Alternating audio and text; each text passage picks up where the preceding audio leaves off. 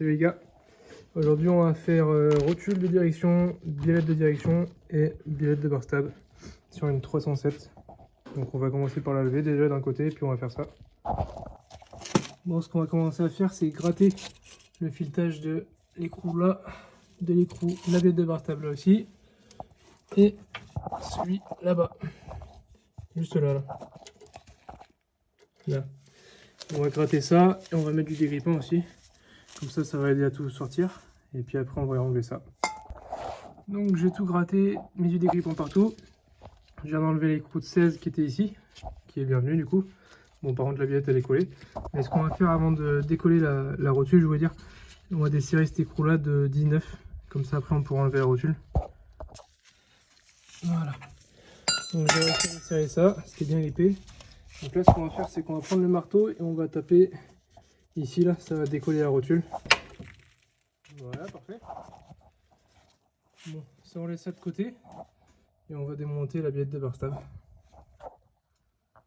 Donc j'ai commencé à desserrer la clé à choc, mais l'écrou n'est pas venu parce que ça, il y a la biellette qui tourne en même temps. Donc là, j'ai mis un cliquet avec un Torx de 30 dedans et la clé en même temps, et puis on tient la rotule, la biellette avec le cliquet, on desserre avec la clé et ça va venir tranquillou. Tac, bon le premier, maintenant on attaque le deuxième au fond et puis après ça sort. Bon, j'ai réussi à enlever la biellette de bar stab. Donc pour enlever la rotule, maintenant normalement il suffit juste de la tourner comme ça.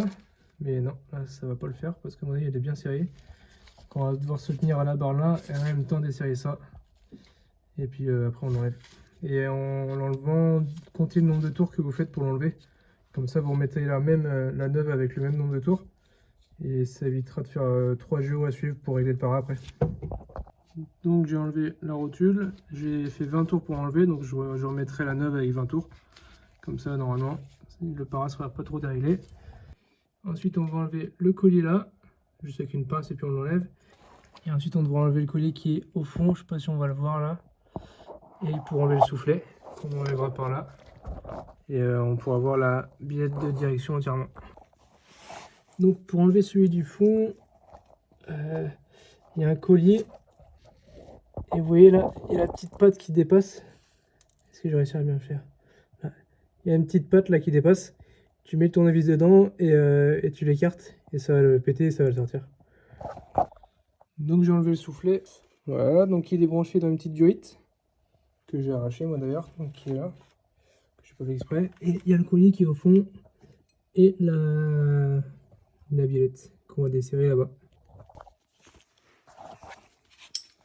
Alors, pour démonter la biellette, moi j'utilise ça, j'ai acheté chez Noroto 15 balles.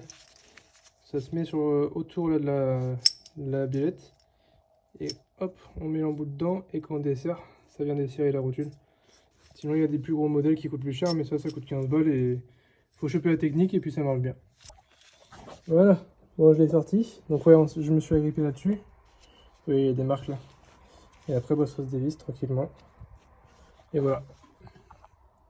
Et donc après, bah, on remonte tout ça, on met bien le soufflet, et puis on fait tout à l'inverse.